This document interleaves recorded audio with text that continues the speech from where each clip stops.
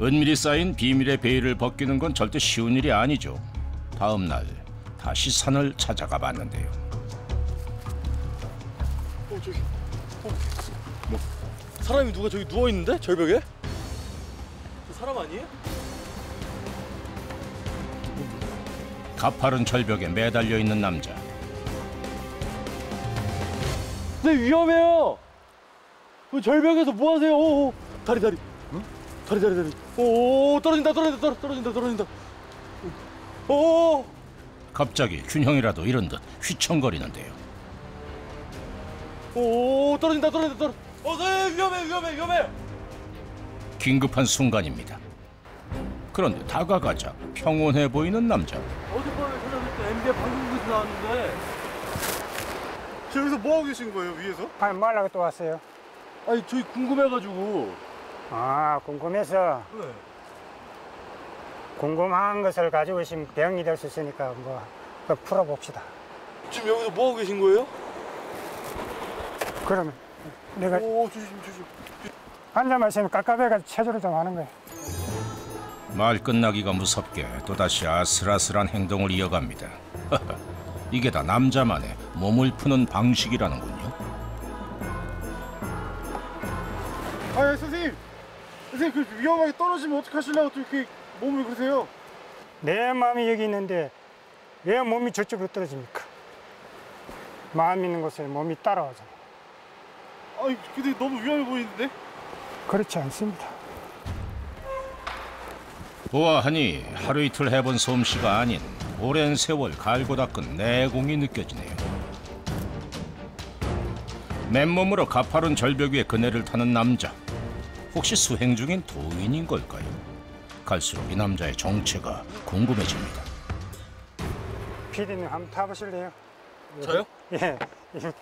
아주 좋아요. 여기서 바라보면 세상도 다시 보일 수도 있고.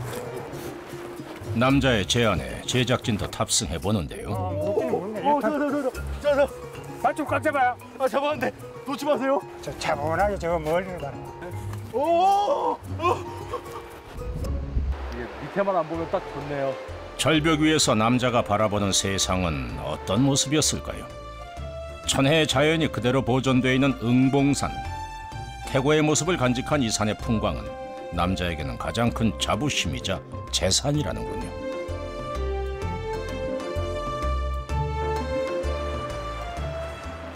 풍광이 좋았어. 풍경 좋으니까 이제 내려주세요 한번. 내려주세요. 그래요. 아예 타시면 내리고 내리시면 타고 하는 것이지. 제가 생활하는 것은 주로 여 공간에서 하고, 예, 여 공간들은 이제 객들 머물다 가는 곳이죠. 객실 포함 총 5채로 이루어졌다는 무공 씨의 집입니다. 근데 이 집은 뭐예요? 방이에요, 이것도? 아, 이 집은 방은 아니고 네.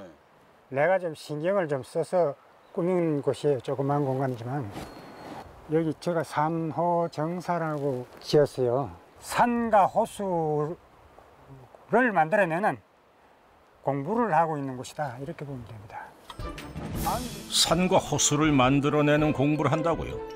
그런데 그가 보여준 곳은 화장실. 소변기가. 호호, 이 변기에서 산이 만들어진답니다. 소변기만 있는 게 아니고 여기 대변기도 있어요. 아, 대변기도 있어요?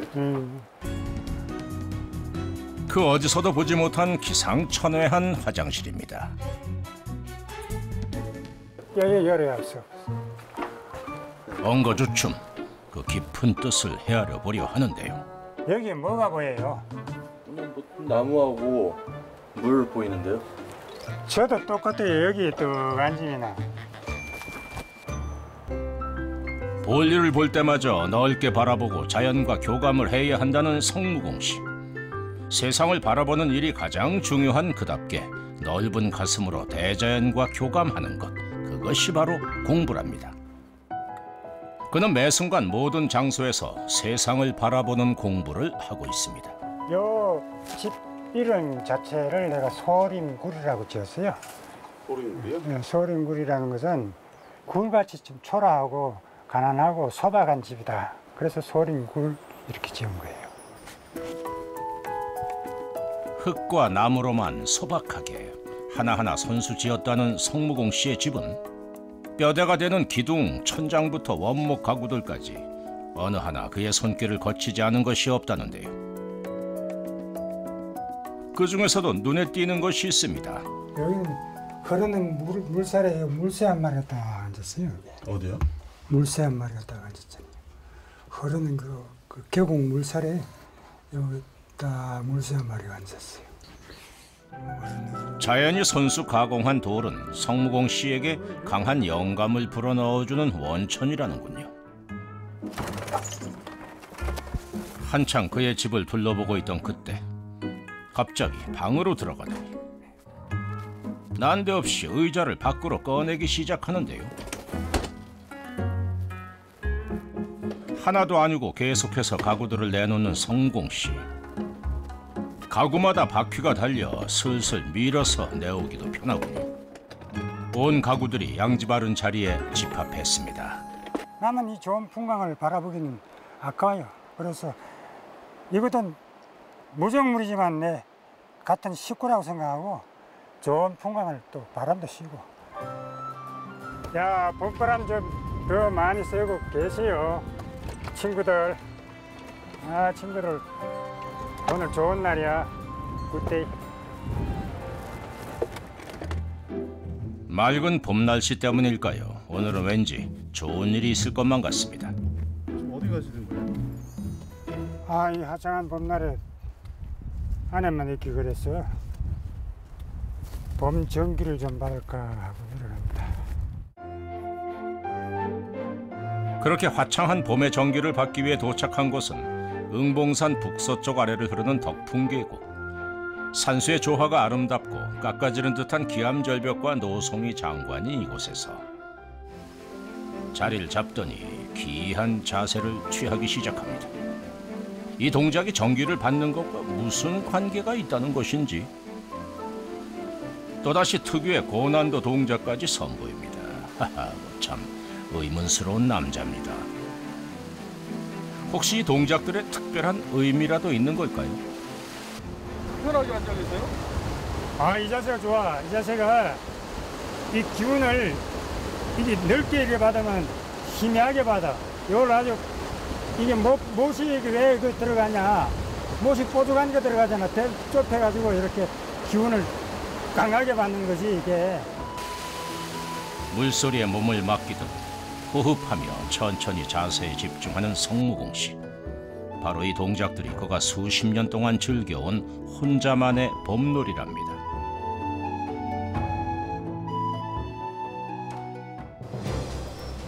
자연과 하나가 되어 봄의 기운을 온몸으로 느끼는 무공 씨. 이대로 돌아가긴 아쉽죠. 아직은 차디찬 계곡물에 몸까지 담가보는데요. 그에게 자연은 놀거리가 무궁무진한 놀이터랍니다. 물고기처럼 유유자적 신선 노름 중인 무공씨. 그런데 시간이 지나도 물에서 나올 생각을 하지 않습니다. 혹시 무슨 일이 생긴 걸까요? 나오세요. 고개를 들자마자 하는 한마디. 야, 나설기 잡았다. 왜? 나설기. 어디 보여주세요. 나설기가. 자연 속에서 어우러져 살다 보면 작은 것도 하나의 즐거움이 된답니다. 봄날이 좋아 물소리를 쫓고 물소리가 좋아 물에 뛰어들었더니 자연의 선물은 덤. 산에선 이 모든 게 자연스럽습니다. 야, 내가 나설기 잡았으니까 오늘 이거 끓여가지고 반찬 해 먹자고. 인적 드물어 유독 계곡물이 투명하고 맑다 보니 눈에 보이고 잡히는 것이 고스란히 밥상 재료가 된다는군요. 그 도시 사람들은 뭐 이런 맛을 자주 볼 수가 없잖아요. 그리고 나는 이런 대자연의 그 청복을, 맑은 복을 난 항상 누리고 사니까 나는 너무나 행복한 사람인 것 같아요. 자연이 내어준 귀한 선물에 양손은 무겁게 하지만 발걸음은 가볍게 돌아온 집. 부지런한 성무공 씨는 잠시도 쉬질 않습니다. 어깨엔 수건, 대야엔 물까지. 이 시간이면 꼭 하는 일이 있다는군요. 삭발할 때 제일 기분 좋은 것 같아. 개운하고. 근데 가만만 보니 궁금한 것이 있습니다. 머리에 흉터 있으신데 무슨 흉터예요? 뇌출혈이요, 뇌출혈. 아, 뇌출혈이 네, 있으셨어요? 넓게 말하면 뇌졸중이고. 20년 전 매일 술을 마시다 쓰러져 뇌졸중 수술까지 받았다는 무공 씨. 병원에 실려갔는데 바로 그냥 수술에 들어갔습니다. 조금만 늦었으면 안 됐다고. 그 시절 그가 술에 기대 살아야만 했던 이유가 있었답니다. 어린 시절에 몸이 너무 약하게 태어나고 그 인간관계가 전혀 안 돼요. 뭐 대인관계 전혀 안 돼요. 나도 모르게 술로 살았어요. 막 가서 먹고 와서 먹고 훔쳐 먹고 뺏어 먹고 죽고 싶다는 생각이 하루든 꼴몇 번 있었으니까 실제로 자살 시도를 몇 번 했습니다. 방황하던 젊은 시절 그는 세상을 버리고 불자의 길을 택했습니다. 하지만 그 길도 그의 길이 아니었던 걸까요? 절에서도 적응하지 못하고 매일이 괴로웠습니다. 결국 승려의 삶도 포기하고 절을 나온 후 아버지가 물려준 이 산을 찾게 됐다는데요. 그럼에도 성무공 씨는 여전히 자신만의 수행을 하고 있습니다. 정지서지비야경 진성심신. 어쩌면 그의 모든 행동은 지나간 삶에 대한 참회의 수행인지도 모르겠습니다. 밤이 왔습니다. 오늘도 등불을 들고 방에서 나오는 성무공 씨. 그리고는 어두운 허공을 향해 성큼성큼 걸어가는데 대체 뭘 하려는 걸까요? 야, 이놈들아 잘 자라! 이놈들아 잘 자라! 미물돌, 짐승들 모든 유정들이 살고 있고 그것이 모두 나의 이웃이고 내 혼자는 절대 존재하는 것이 아닙니다. 그래서 잘 자라고 인사를 했어요. 이놈들아 좋은 꿈 꾸라! 허허, 잘 자란 인사 한번 박력 넘칩니다. 하긴 산중에 홀로 있는 무공 씨에겐 어둠마저도 절친한 벗이라는데요. 그렇게 하루가 저뭅니다. 다음 날 겨우내 가물었던 응봉산에 비손님이 찾아왔습니다.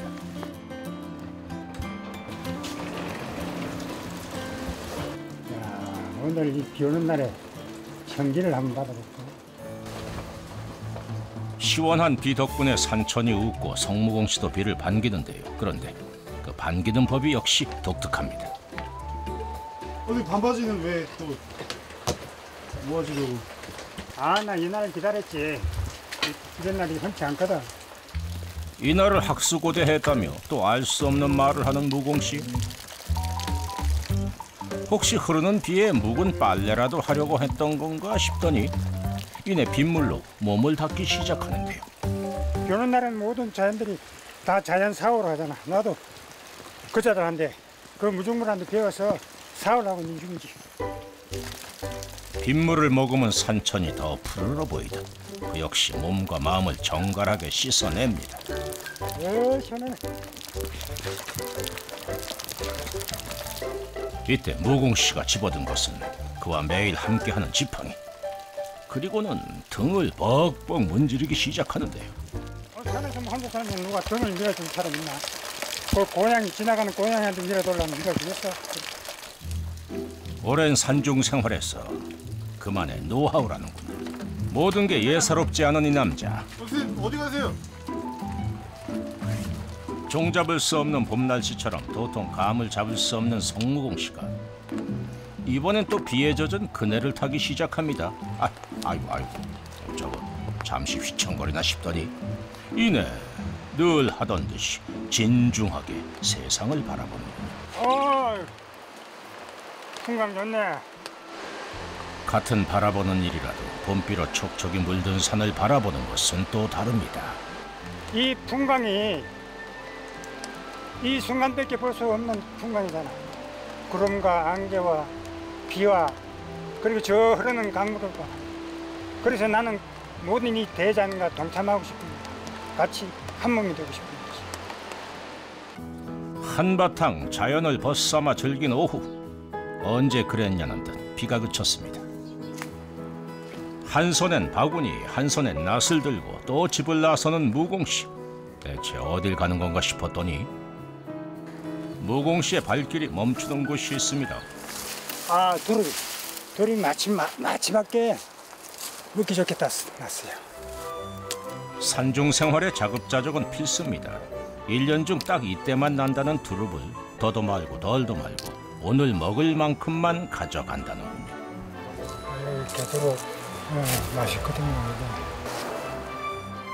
자연에서 그는 건강을 얻었습니다. 와, 이 나무는 어찌하여 이렇게 높이 올라갈지 모르고 옆으로 이렇게 눕고 싶어 하는가. 이제는 집에 가나 싶었더니 누워있는 나무를 보니 또 감성이 차오르나 봅니다. 혼자만의 산중 생활에서 자연은 언제 어디서나 변치 않고 묵묵히 그의 곁을 지켜주는 친구입니다.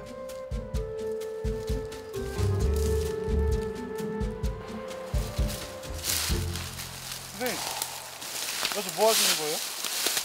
이 나무가 여기 어린 나무가 하늘을 거부하고 이렇게 땅을 가까이 자꾸 접하려고 하는지 이것이 뭔가 좀 비슷해서 같이 한번 교감하고 있습니다.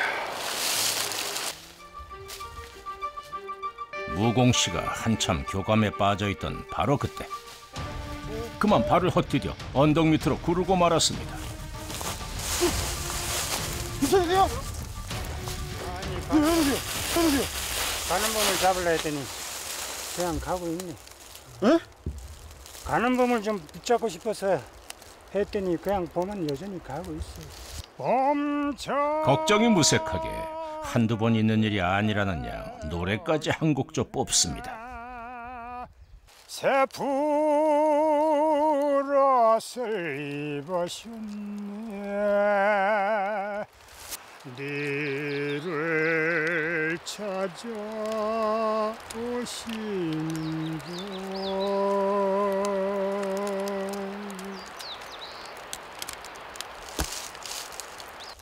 아이고 잘 놀았다. 산에서도 놀았으니까 또 집에 가봐야지 뭐. 집에서도 놀고. 툭툭 털고 자리에서 일어나는 걸로 놀이가 마무리됩니다. 해가 지고 날이 저물면 이제 줄임배를 채울 시간, 실력 발휘에 나서보는데요.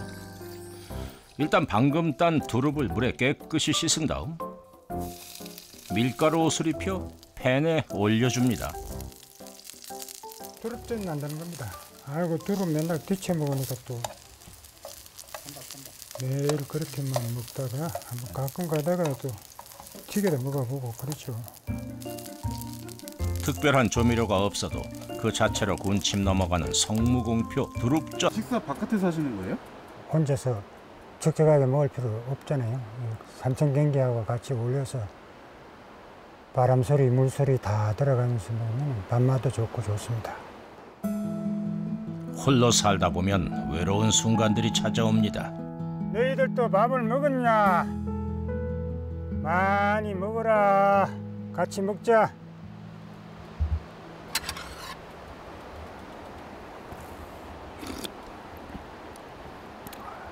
아, 오늘 두릅전이 잘 됐네.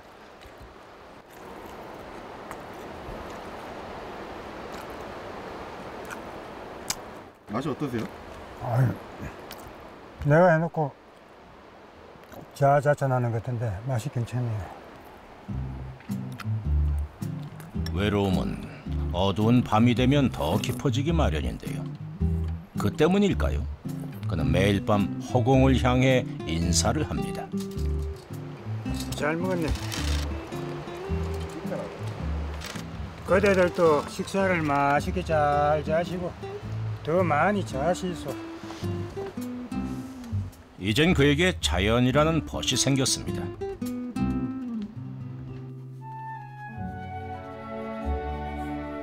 그날 밤 뭔가에 골똘히 몰두하고 있는 성무공 씨. 그는 매일 틈이 날 때마다 이렇게 시를 쓰고 있다고 합니다. 주위 사람도 돌아보지 못하고 허송한 세월을 많이 보내가지고 지금이라도 늦지 않고 지금이라도 내 마음의 봄날을 싹 틔워서 남은 생을 아름답게 보내고 싶은 마음으로 이렇게 쓴 것이요. 그의 시엔 방탕했던 과거에 대한 반성이 담겨 있다는데요. 젊은 봄날은 간다. 그리고 부모님께 죄스러움에 대한 참회의 시이기도 합니다. 부모님 봉양은 못할 망정 항상 빚만 지고 살았어요. 내가 인간을 지대로 가지 못한 것이 불어지요. 그러니까 내가 참회를 함으로써 반듯하게 내 인생을 살고 수행자로서 반듯하게 사는 것을 바랐을 겁니다. 지난날 세상을 원망하며 스스로 마음의 문을 닫았던 성무공 씨. 그런 그가 이제는 변하고자 합니다. 한자 한자 정성 들여 글자를 새기는데요.